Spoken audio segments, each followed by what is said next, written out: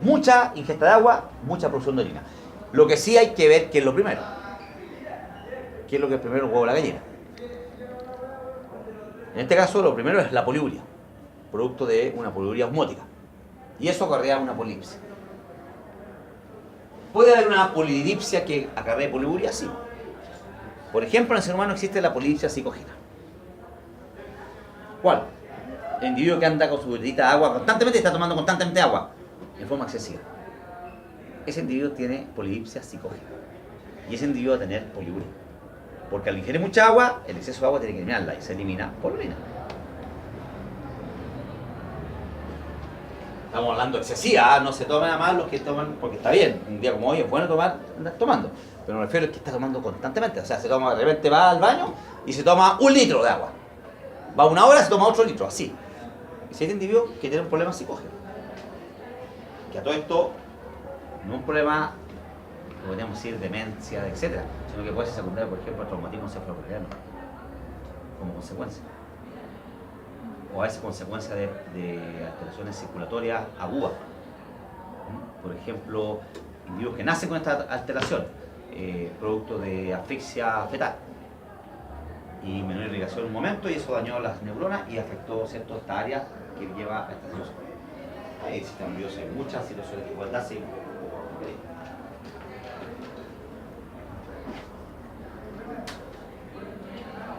Bueno, volvamos a esto. Entonces, a nivel de estructuras tubulares, van a producirse procesos de rápido en secreción.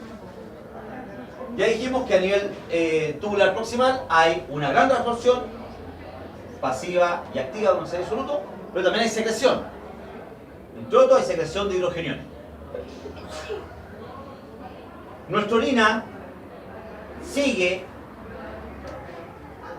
ahora introduciéndose al asa descendente Henle hacia la médula. ¿Y qué ocurre con esta asa? Esta asa es permeable al agua, con absorción pasiva, pero impermeable a solutos. Por lo tanto, ¿qué ocurre con la orina a medida que va internalizándose en la médula? Al perder agua se va concentrando, va aumentando su osmolaridad. Osmolaridad que inicialmente era muy semejante a la del plasma. La orina permitida tiene inicialmente una osmolaridad muy cercana al plasma. Le produce 300 milimoles. Y después sigue y aquí aumenta la osmolaridad. Hasta llegar a un máximo de osmolaridad acá. Osmolaridad que está de la mano con el intersticio. Esto que está aquí en el intersticio. ¿Qué es lo que hay en el intersticio? ¿Qué hay en el intersticio renal? ¿Qué se encuentra? Se encuentran senos intersticiales y se encuentran los vasos capilares periculares. Esto se encuentra en el intersticio.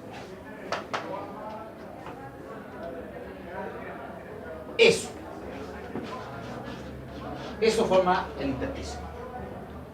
Entonces resulta que el intersticio presenta también un aumento de osmolaridad. Entonces, en forma subsecuente, la orina aumenta la osmolaridad y la sangre aquí también está con mayor osmolaridad. Posteriormente la orina comienza su trayecto ascendente, por asa ascendente Henle. Y desde médula empieza a dirigirse esa corteza. Y resulta que el asa ascendente Henle es impermeable al agua. No deja pasar agua. Y se produce transformación activa de una serie de solutos salinos, como cloruro de sodio, como potasio, como calcio. Y esta transformación, ¿hacia dónde va? Hacia los capilares tubulares. Hacia acá. Estos capilares tienen una circulación diferente. Tenemos los capilares descendentes y los capilares ascendentes. Los capilares ascendentes circulan lentamente. De manera de que la circulación peritubular es relativamente lenta. Y al ser lenta, mantiene una alta concentración, una alta osmolaridad. Y está en concordancia con la mayor osmolaridad de la orina que está en los tubos. Y de hecho, constantemente está esta osmolaridad aumentada, puesto que van pasando solutos salinos, como estamos viendo ahí, desde el lumen tubular del asa ascendente Henle hacia la sangre, por mecanismo activo. Bueno, todo esto es mecanismo activo. mecanismo de bombeo activo, se va provocando la pasada de la sangre. Y por lo tanto, ¿qué va ocurriendo con la orina? Si se la han quitando solutos sin agua, se va diluyendo. A medida que se va acercando a la corteza y hacia el segmento tubular. Y de hecho, en el túbulo distal sigue habiendo reabsorción de cloruro de sodio. Reabsorción que es estimulada por una hormona llamada aldosterona. Recuerden que la aldosterona tiene tres grandes acciones, muy asociadas al equilibrio hidrosalino y al equilibrio ácido-base. 1. Reabsorbe sodio. Secreta potasio y elimina potasio. Y aquí tenemos, está provocando secreción de potasio. Y también secreta hidrogeniones. Y por lo tanto también ayuda al equilibrio ácido-base eliminando ácido. Entonces esta orina, que ahora se diluyó, comienza a avanzar, túbulo distal, y llegamos finalmente al tubo colector. Y el tubo colector, en condiciones normales, directas, es impermeable al agua. Y por lo tanto, si pasara en la orina por acá, no se reabsorbe agua. Pero eso no es lo que ocurre. Lo que ocurre es que este tubo colector está bajo los efectos de una hormona, la DH. ¿Y qué es lo que hace esta hormona? Permeabiliza al tubo colector a la pasada DH. Esto implica que forma o produce poros a nivel del epitelio del tubo colector para que pase el agua. Y el agua se reabsorbe en forma pasiva, como siempre. Y se reabsorbe ¿por qué? Porque pasa al intersticio donde está la sangre con mayor osmolaridad y por lo tanto se atrae. Y va retirándose paulatinamente por los capilares periculares ascendentes. Y por lo tanto, si se está quitando agua a la orina, esta orina al ir avanzando va perdiendo volumen y se va concentrando. Y esta pérdida de volumen y concentración va a depender de la actividad de la DH. Y la DH va a depender del requerimiento de la absorción de agua, que depende fundamentalmente de la osmolaridad orgánica.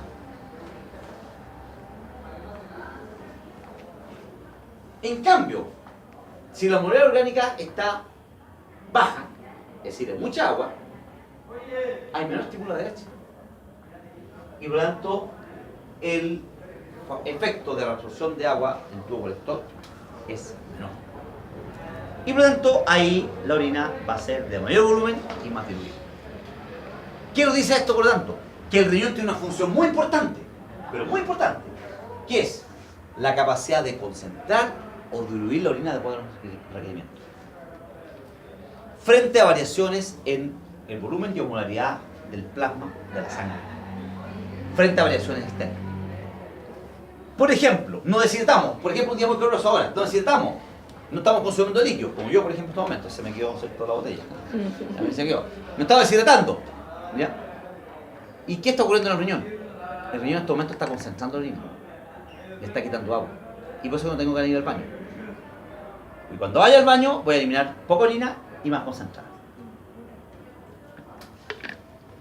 ¿Qué ocurre si más encima se me ocurre ir a almorzar, algo que no es real, y almorzar una pizza? Rica en queso, rica en tomate, rica en sal, etc. ¿Qué ocurre? Más aún. Más retención de líquido y me da sed. Y ahí tengo que tomar líquido. Sería marciano tomar líquido, ¿cierto? ¿Y si no toma líquido? Y si no tomo líquido, más aún. Más aún. Este concepto es importante. Por mucho que esté muy concentrada la sangre, siempre tiene que haber un volumen de orina mínimo. O sea, el riñón puede concentrar orina a una cantidad máxima, pero siempre igual tiene que eliminar un mínimo de orina. Y por lo tanto, jamás se debe dejar de producir orina. Y eso es lo que se evalúa en el individuo en estado de UTI o de UCI. Y una constante que se analiza es la frecuencia, la presión sanguínea, la saturación de oxígeno, etc. y el nivel de orina producido. Porque si el individuo deja de producir orina es porque está con insuficiencia renal aguda. Y eso es grave. gravísimo. Porque si no se revierte eso, el individuo está yéndose directamente al cajón. En nuestro caso, nuestra paciente, nuestra especie humana. Si tomo mucha agua, al contrario, tomo mucha agua, voy por lo contrario. Se va a diluir la orina para eliminar el exceso de agua. Y eso es una gran capacidad que tiene el riñón normal. Riñón normal. Cuando el riñón se afecta y cuando pierde capacidad y que hay influencia renal crónica, sobre todo crónica, pierde esta capacidad. Por eso que uno no puede consumir dieta tan al libre albedrío. Y tampoco puede tomar mucha agua en libre albedrío. Si un individuo tiene insuficiencia renal crónica, severa, y toma mucha agua, se puede empezar a hinchar, porque no elimina el exceso de agua. Y se empieza a hinchar. En el caso contrario, si el riñón está muy afectado y tiene poca capacidad de concentrar la orina, y si no toma mucha agua, el individuo se puede deshidratar. Porque como el riñón no está reteniendo agua constantemente, está eliminando mucha agua, porque está dañado, el individuo tiene que ingerir más agua para equilibrar. Y si no ingiere agua, se deshidrata. ¿Se dan cuenta, no? Este concepto es muy importante. El cual queda plasmado acá. Ahí está totalmente plasmado.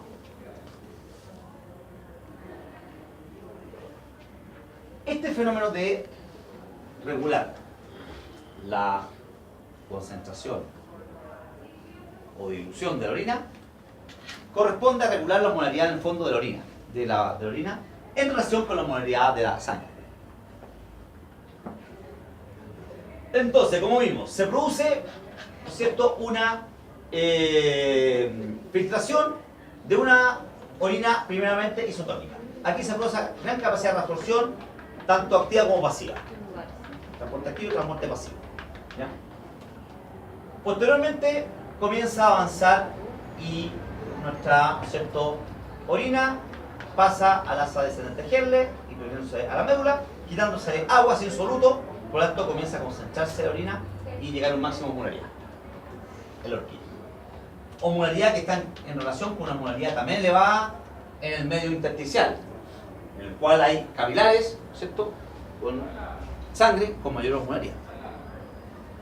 Posteriormente, esta orina empieza ahora a avanzar por la asa ascendente de Henle, dirigiéndose hacia la corteza, y aquí se produce una reabsorción activa de cloruro de sodio. Este segmento asa ascendente de Henle se conoce como el segmento dilutor del nefrón. ¿Por qué? Porque se le quita en forma activa solutos salinos, sobre todo cloruro de sodio, que está en mayor concentración. Y por tanto, la osmolaridad y la concentración por tanto de orina disminuye y se empieza a hacer ahora hipotónica. Y se produce más hipotónica aún en el túbulo distal, producto que ahí está actuando una hormona llamada aldosterona que está reabsorbiendo más cloruro de sodio aún. Y la está haciendo más hipotónica aún. Todo dentro de un rango fisiológico. Finalmente llegamos al túbulo distal. Perdón, el tubo distal al colector. En el tubo colector, la orina avanza por el tubo colector cortical, medular, y aquí donde juega acción la DH. La DH lo que hace es estimular unos poros llamados acuaporina. Acuaporina. Al actuar en el tubo colector, estimula estos poros que permeabilizan este epitelio y se empieza a absorber agua en forma pasiva en gran cantidad. Y por lo tanto la orina pierde agua, se empieza a concentrar y a disminuir el volumen. Y eso es concentración de orina. ¿Y cuándo ocurre eso? Cuando la osmolaridad de la sangre sea más elevada y se requiere retener agua. ¿Qué ocurre en el caso contrario? Cuando baja la actividad de ADH, estos poros son mucho menos. Y por lo tanto la absorción es mucho menor. Y la orina, por lo tanto, ahora sale de mayor volumen y diluida. ¿Y cuándo va a ocurrir eso? Cuando la osmolaridad de la sangre sea más diluida. Por lo tanto, por resumen, una osmolaridad mayor sanguínea, por lógica, tiene que haber una osmolaridad mayor en la orina. Por lo que se tiene que retener más agua. Una osmolaridad menor en la sangre implica una osmolaridad menor en la orina, producto que se tiene que tener más agua. Y por lo tanto, diluye la orina. Ese es el mecanismo de concentración o dilución urinaria. que es muy importante.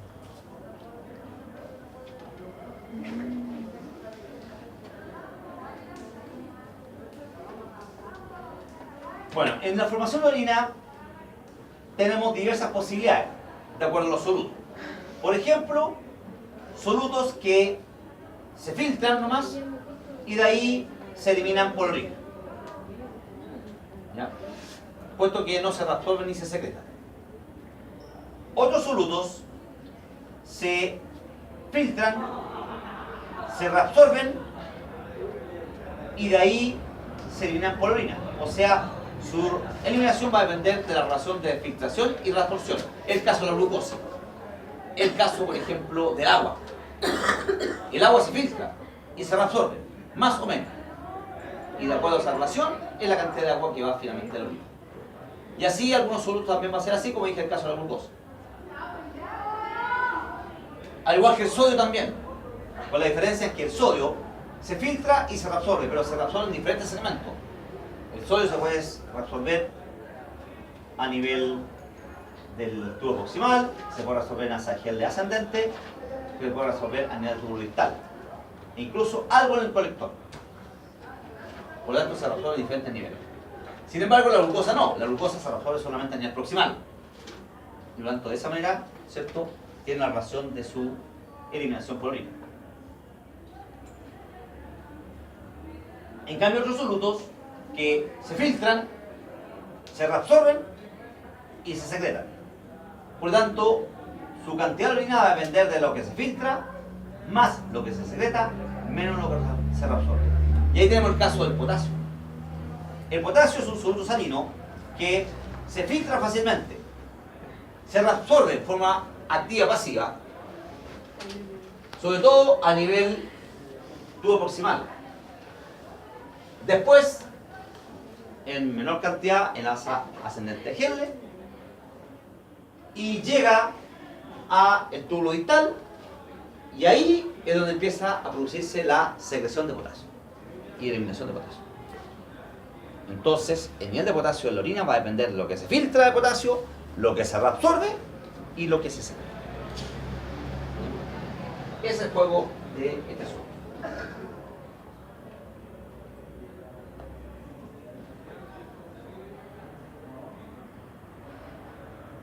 Entonces aquí tenemos un resumen de, ¿no es cierto?, lo que implica la formación de orina.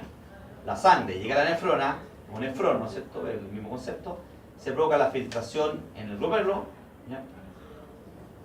Se produce el paso del líquido filtrado por los túbulos, donde se van provocando reabsorción, fundamentalmente de sustancias útiles, y secreción de sustancias que se van, ¿no es cierto?, a eliminar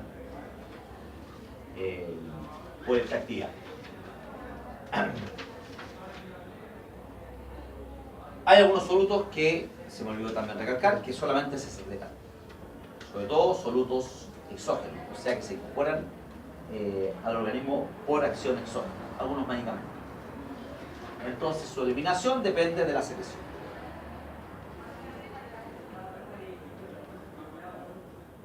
Entonces ahí tenemos el resumen de lo que ya hemos hablado, la acción de la ADH. Una serie de estímulos, como aumento de la concentración del líquido extracelular, por ejemplo, exceso de sodio, provoca, ¿no es cierto?, efectos sobre el hipotálamo, el cual va a empezar a liberar a través de la neurohipófisis, que es la estructura asociada al hipotálamo, liberación de ADH, y la hormona antidiurética ADH, ¿cierto?, va a provocar una reabsorción excesiva de agua, de manera de que se concentra la orina y una orina es de menor volumen y concentrada.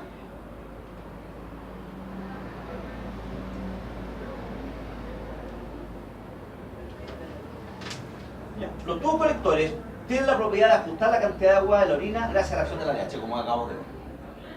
Gracias a esta hormona, las células del tubo colector se hacen permeables al agua, como ya hemos indicado. Si falta ADH, el tubo colector se hace impermeable al agua y por lo tanto la orina disminuye su molaridad.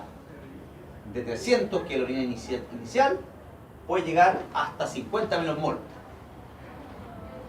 En cambio, si aumenta la ADH, la molaridad de orina aumenta a 1000 a 1400. Por ejemplo, en el hombre la osmolaridad de la orina puede variar de 30, de una orina muy diluida, a 1400, que sería una orina muy concentrada. En el perro se puede, ¿no es cierto?, también concentrar a un máximo incluso mayor que la del ser humano, a 2500 miligramos por litro. Pero fíjense, rata de laboratorio, ratas que ustedes no han tenido contacto o tuvieron contacto quizás en un ramo inicial. Las ratas de laboratorio son las ratas blancas. Tienen la capacidad de concentrar orina hasta un máximo de 3200 milimoles. Entonces estas ratas eliminan orina muy concentrada. Pero fíjense, adaptaciones fisiológicas a condiciones ambientales. Roedores del desierto. O sea, aquellas especies que se enfrentan a un ambiente con poca disponibilidad de agua. Tienen la capacidad de concentrar en ciertas ocasiones hasta 5000 milimoles por litro. O sea, producen orina muy concentrada, tratando de eliminar la menor cantidad de agua posible. Y para eso se requiere una gran estructuración de tubos colectores en relación con la actividad de la ADH.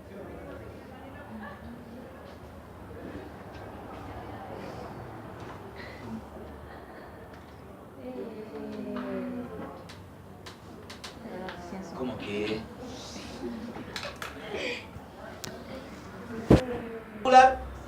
se afecta su funcionalidad. Y por ejemplo, si se afecta y se daña el tubo proximal, se afecta la absorción del tubo proximal. Y va a depender las consecuencias del grado de afección. Si baja en forma importante la absorción del tubo proximal, se va a perder varios componentes por la orina. Y algunos componentes no van a ser bien regulados, entre ellos glucosa. Entre ellos algunos solutos, entre ellos algunos componentes básicos. ¿Por qué? Porque deben recordar que el riñón tiene como gran acción en el equilibrio de su base reabsorber bicarbonato. Bicarbonato que está normalmente unido al bicarbonato de sodio o al potasio, etc. Y por lo tanto, la reabsorción de bicarbonato en el riñón es fundamentalmente en el tubo proximal.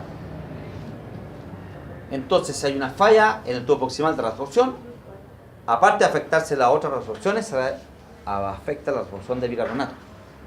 Y por lo tanto, se puede recuperar menos bicarbonato y se elimina más bicarbonato por orina. ¿Y eso qué provoca?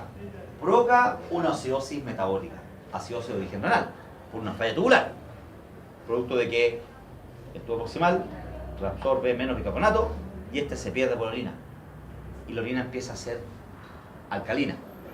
Y paradojalmente alcalina y la sangre ácida. Lo cual no debe ocurrir. Pero en condiciones normales es, si la sangre está ácida, la orina también va a ser ácida. Para mantener el equilibrio. Y en general, si la sangre está más neutra o alcalina, la orina también tendría que ser neutra o alcalina. Lo mismo con respecto a la osmolaridad, como dijimos. Si aumenta la osmolaridad en la sangre, tiene que aumentar la osmolaridad en la orina para mantener el equilibrio. Si disminuye la osmolaridad en la sangre, la osmolaridad de la orina también disminuye para mantener el equilibrio. Profe, ¿por qué ocurre con la glucosa que solamente se absorbe solamente en un lugar, siendo que es una molécula importante? Pregúntale a Dios. Pero se podría compensar con otro. Claro. Con no sé si hay alguna explicación fisiológica, fisiológica o filosófica a esto. Es lo que se ha demostrado, que a ese nivel ocurre esto, a este nivel ocurre esto otro, o a otros niveles diferentes. Por ejemplo, el manejo del potasio. El potasio, dije, se filtra todo el potasio. Y gran parte se reabsorbe, pero posteriormente se secreta. Entonces uno puede decir, oye, qué estúpido que se filtre, que se reabsorba y después más encima se secreta. Es como si alguien dice, voy a salir, salgo, y después vuelvo.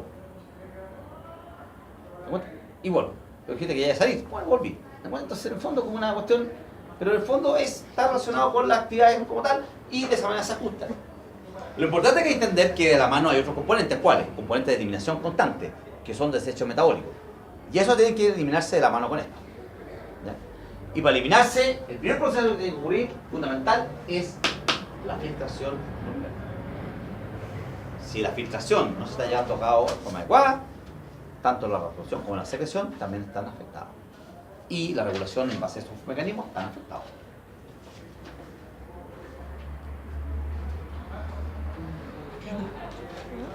¿Se escribe en inglés? No, no sé. Está en inglés. Va.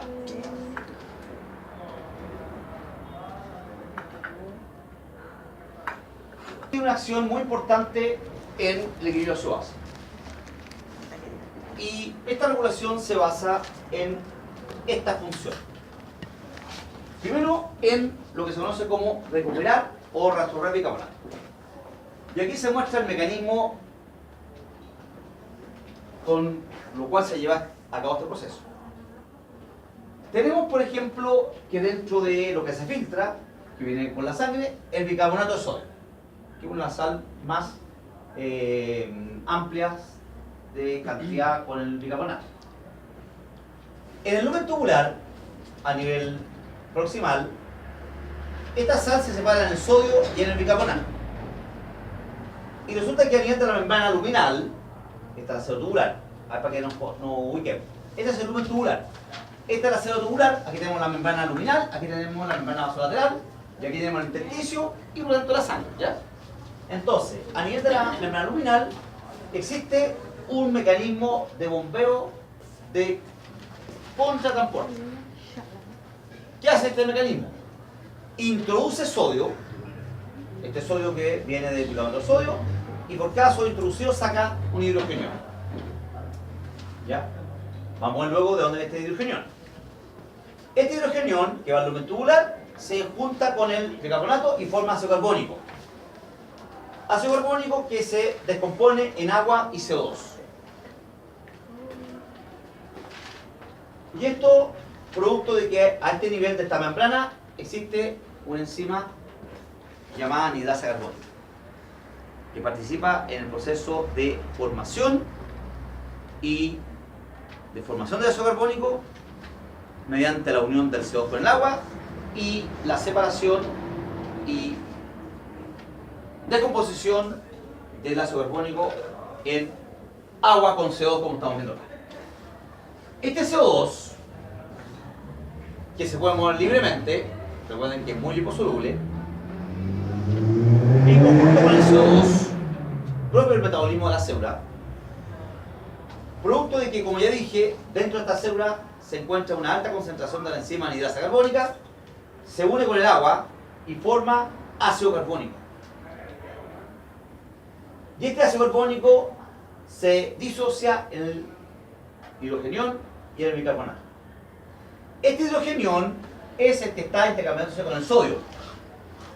Y se dan cuenta que se forma un círculo vicioso. En ambos casos hay formación de ácido carbónico. Con la diferencia, aquí se forma ácido carbónico porque se une el bicarbonato. Aquí se forma ácido carbónico porque el CO2 se une con el agua. Y de esta manera, mediante esta actividad, se está recuperando el bicarbonato, que venía acá, se recupera acá, y va hacia el intersticio, hacia la sangre. Y no solamente se va recuperando el bicarbonato, también de la mano se va recuperando sodio, porque el sodio, a través de la bomba sodio-potasio, sale sodio y se introduce potasio, y este sodio va al intersticio y se encuentra consumado el bicarbonato y se vuelven a juntar. Y por lo tanto tenemos la resolución del bicarbonato de sodio. Estaba acá, ahora pasó a la sangre. Y prácticamente el 80% del bicarbonato filtrado se reabsorbe de esa manera. El 20% restante a nivel tubular distal. Por eso que esto es muy importante. Porque de esta manera se está resolviendo gran parte del bicarbonato. Y por eso que si la célula tubular proximal está fallando, esto está fallando, se pierde el bicarbonato. Y ese bicarbonato se pierde por orina y por lo tanto el organismo se hace ácido. Y se provoca la acidosis llamada acidosis tubular.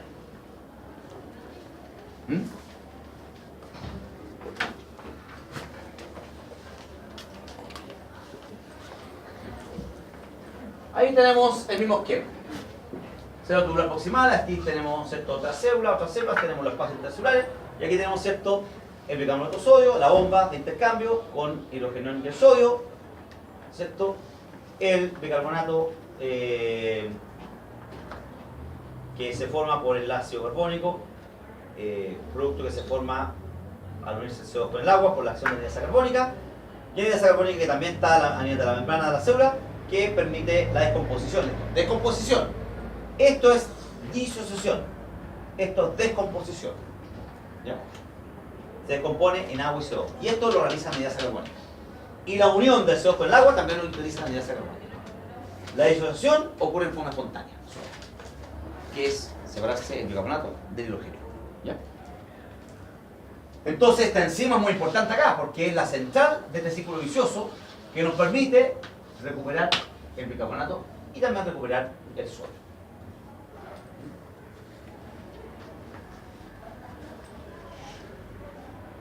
Otra acción que realiza el riñón en relación al equilibrio de su base es la neoformación o formación de nuevas moléculas de bicarbonato. Mira, ¿por qué se dice nueva molécula de bicarbonato? En el lumen, esto ocurre a nivel distal, fundamentalmente a nivel distal. En el lumen tubular hay una sal. ¿Cómo se llama esta sal?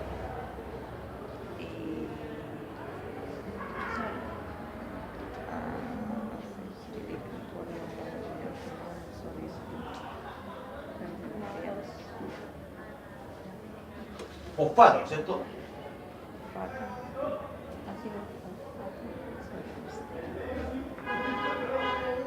Fosfato de sodio. Fosfato disódico. El fosfato disódico. ¿Ya? Se separa en un sodio y queda el fosfato monosódico. Este sodio se intercambia por el hidrogenión por la misma bomba que vimos anteriormente. Hidrogenión que viene de la difusión del ácido carbónico, que se formó por la unión del agua con el CO2 por la acción de hidrasa carbónica. ¿Ya? Y este hidrogenión se une a el fosfato monosódico y forma el fosfato de hidrógeno de sodio, que es una sal ácida.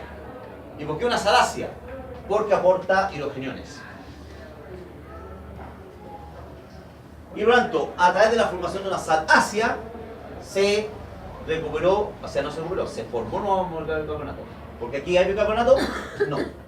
Y a través de esta acción, aquí llega una molécula de bicarbonato que se forma.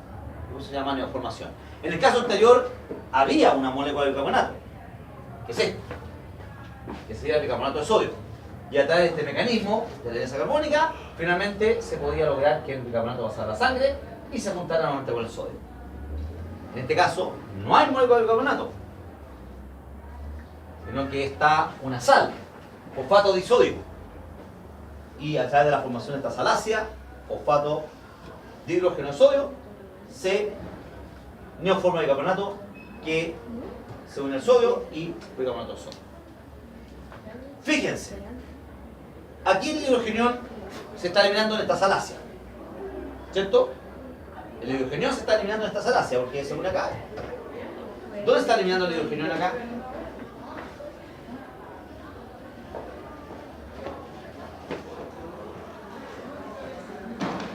¿Sí? ¿Ah? Hacia el lumen. ¿En dónde se está eliminando el hidrogenión? Hacia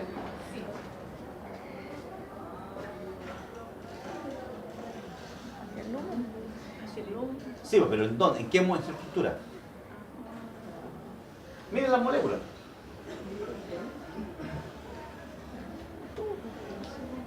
¿Dónde queda finalmente ese hidrogenión? En el agua, pues jóvenes. En el agua. Si miren, bicarbonato, hidrogenión, H2CO3. Se descompone en agua más CO2 y el CO2 va para acá.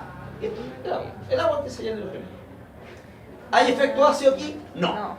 En cambio, aquí sí. ¿Por qué? Porque es una sal ácida. Sal que está en algún momento separándose del hidrógeno. ¿Se dan cuenta, no? Y la otra acción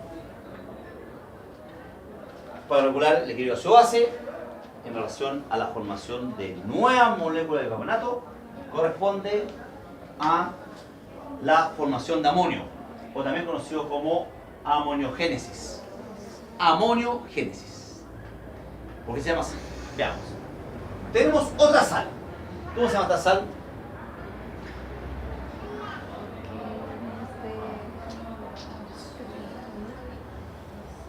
¿Ah? ¿Cómo se llama esta sal? Sulfato disódico, correcto, bien. Justifiquemos las horas de química y bioquímica que hicimos, jóvenes, ¿ah? No, pues sí, aquí está internalizado, tienen que repasar. Nadie está pidiendo que se sepan de memoria la tabla periódica de alimentos que no sirve para nada. ¿Qué es la estupidez más grande que encuentro en el colegio cuando dicen, ya, de memoria la tabla periódica de alimentos? ¿Qué estupidez más grande? ¿Para qué aprender memoria? ¿Ves que en el colegio enseñan memoria? Enseñan a analizar e integrar las cosas. Por eso estamos tan mal a nivel sudamericano. A nivel sudamericano estamos pésimos. Miramos menos a Bolivia, miramos menos a Ecuador y resulta que a nivel ustedes están casi un poco mejor que nosotros. Así que cuidado con la arrogancia porque estamos mirando menos y resulta que estamos aumentando nomás. ¿Ya? Entonces, sulfato disódico. Se separan el sulfato y las dos moléculas de sodio. ¿Ya? Estos dos sodios se intercambian con dos hidrogeniones por esta bomba que tenemos acá, ¿cierto? Que existe en todas las membranas de las células tubulares. En este caso, ¿cierto? En este caso van a ser células tubulares distales. Resulta de que estos dos hidrogeniones, mantengámoslo ahí, ¿por qué? Porque aquí ocurre algo interesante, que viene de acá. Resulta que esta célula tiene una actividad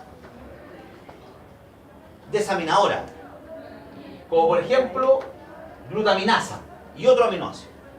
¿Qué quiere decir desaminadora? Que le quita aminoácidos al grupo amino. Entonces, aminoácidos que vienen por la sangre, como glutamina u otros, se le quita el grupo amino, el amoníaco. Y por otro lado está la acción de anhidrasa carbónica también. O sea, esta célula tiene dos enzimas, la enzima desaminadora y la anhidrasa carbónica. A través de la anhidrasa carbónica se produce la unión del oxígeno del agua con el CO2, forma ácido carbónico y se forman los hidrogeniones y el bicarbonato. Hidrogeniones que se cambian con los dos sodios acá.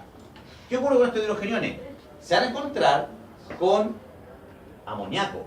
Amoníaco que viene de la desaminación de aminoácidos. ¿Y qué ocurre cuando este amoníaco se encuentra con hidrogenión? Se unen y forman el ion amonio. Que es este, ion amonio, NH4+. Y este ion amonio se une al sulfato, que tiene carga negativa. Por lo tanto, ¿qué molécula se forma aquí? Sulfato de amonio. Así es simple, sulfato de amonio. Entonces, el sulfato de sodio finalmente se transforma en sulfato de amonio, producto de todo esto. ¿Qué está ocurriendo paralelamente? Resulta que, como vimos, el ácido carbónico se compone en hidrogeniones y en el bicarbonato que va a la sangre. Y el sodio que se intercambió con el hidrogenión también va a la sangre. Y nuevamente se encuentran estos amados que son el sodio con el bicarbonato y se unen bicarbonato de sodio. ¿Había bicarbonato aquí? No. Y sin embargo, a través de esta acción se me formó molécula de bicarbonato. Y esa es la formación de la amoniogénesis. Estos dos procesos ocurren lógicamente cuando empiezan a ocurrir, cuando el nivel de acidez de la sangre empieza a aumentar. Y tanto el riñón, cuando empieza a aumentar el nivel de acidez de la sangre, el riñón no solamente tiene que reabsorber bicarbonato y evitar que se vea el bicarbonato, sino que también tiene que neoformar bicarbonato a través de la formación de sal ácida y a través de la amoniogénesis. Y por lo tanto, en base a esos tres factores, transformación de bicarbonato y en forma particular, ya dijimos, eliminar hidrogenio. Neoformación de bicarbonato a través de la formación de sal ácida y de la amoniogénesis, donde también, ¿cierto?, está eliminando hidrogeniones y están formando bicarbonato.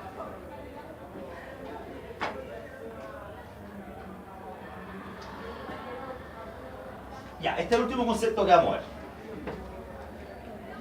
Insisto en que faltan como 3 personas, 4 personas. Sí, faltan personas. ¿Ah? Faltan personas. ¿Qué pasa con esas personas? No sé. Ah, perdón. ¿Qué pasó? No sé por qué no han venido. Ya. Cleaners. Buenas compañeras. Resulta de que para evaluar el funcionamiento renal y evaluar incluso funcionamiento específico renal, existen pruebas renales. Pruebas que se llaman clearance. Son pruebas de laboratorio que permiten medir la capacidad del riñón para eliminar ciertas sustancias y al mismo tiempo analizarlas en las funciones de los diferentes segmentos del nefrón. Es decir, analizar filtración, analizar absorción y secreción. El término clearance viene de depuración. Depuración quiere decir limpieza. Depuración plasmática, limpieza del plasma. Y es así que tenemos, por ejemplo, el llamado clearance glomerular, que es la prueba que analiza la función de filtración glomerular. Bueno, ya les hablé tiempo atrás y les dije que existía una prueba que se hacía antiguamente, pero en la actualidad ya es poco lo que se hace, que se conoce como clearance de inulina. Clearance de inulina. ¿En qué consiste? Esta molécula es exógena y por lo tanto, ¿qué es lo que se hace? Se aplica al organismo vía endovenosa, se toma el tiempo de que se incorpore al organismo y posteriormente se va analizando su aparición en la orina. Y el tiempo y cantidad que aparece en la orina determina el fenómeno de filtración. Resulta de que habían situaciones adversas frente a esta prueba y posteriormente, de acuerdo a conocimientos, se pudo realizar otra prueba que es la que se utiliza actualmente en forma constante y cotidiana, que es un clearance endógeno, que corresponde a la eliminación y por lo tanto a la limpieza de la sangre de un componente endógeno proveniente de la actividad metabólica, específicamente metabólica muscular. Y que ya lo vimos y ahora debemos recordar que corresponde al clearance de creatinina. Resulta que por la actividad muscular se está produciendo, ¿cierto? Se está utilizando fosfocreatina, ¿se acuerdan, no? Sí. Y está quedando creatina. Y la creatina, que también tiene otros orígenes, se metaboliza finalmente a creatinina. Y la creatinina es un desecho metabólico potencialmente tóxico, que tiene que ser eliminado. Y se elimina fundamentalmente en un 99% por filtración. Y por lo tanto, el proceso de eliminación y por lo tanto el proceso de mantener los niveles adecuados de este componente en la sangre depende de la filtración. Por lo tanto, analizar este componente de la sangre nos estará indicando cómo está la filtración. Y así tenemos, por ejemplo, una gráfica funcional muy sencilla, donde tenemos la filtración, o sea, la tasa de filtración, ¿no es cierto?, en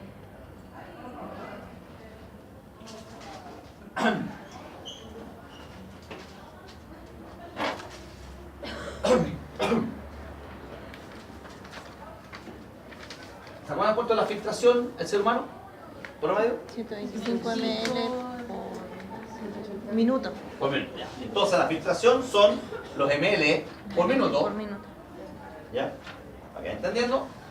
Y aquí es la concentración en el plasma de creatinina. Y la concentración del plasma de creatinina se mide en gramos por, o miligramos, muchas veces, normalmente la vamos a utilizar es miligramos por decilitro, o sea, por la décima parte de un litro, es decir, por 100 ml.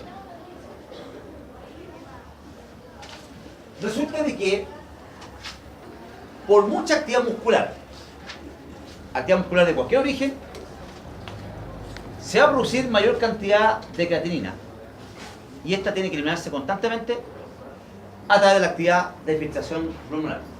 Y por lo tanto, el nivel de creatinina tiene que estar dentro de un margen estrecho. Y que si lo graficamos, sería más o menos así.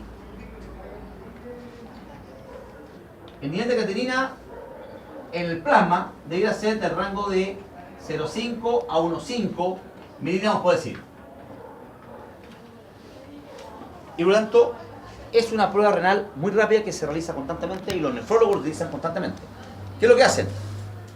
toman una muestra de sangre y mandan al laboratorio, miden el nivel de creatinina. Y así tienen inmediatamente cómo está el funcionamiento renal. ¿Por qué? Porque si la creatinina escapa a este nivel, está indicando que no está eliminando con la rapidez adecuada. Y por lo tanto hay un problema renal. Insuficiencia renal. Y de hecho, la gráfica del nivel de creatinina en relación a la filtración es así.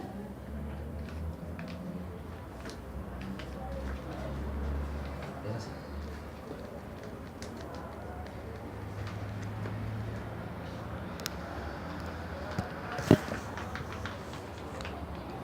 Y esto se puede analizar de la siguiente manera. Supongamos aquí una filtración adecuada llevada a cabo por el 100% de las nefronas. O sea, por los dos riñones. Los dos riñones tienen una filtración aquí, ¿no es cierto?, que mantiene el nivel de creatinina en el nivel normal. 0,5 a 1,5. ¿Qué ocurre si se pierde un riñón? Llegamos al 50%. Y aquí estaría el 50%.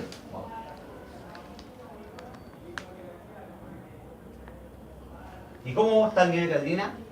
Normal. Por lo tanto, demuestra de que ese 50% puede mantener la eliminación de este desecho a través de una adecuada filtración. Por lo tanto, el funcionamiento renal está adecuado. Y ahí se explica por qué uno puede donar un riñón y por qué uno puede recibir un riñón y puede vivir sin ningún problema. Pero ¿qué ocurre si la masa funcional empieza a disminuir?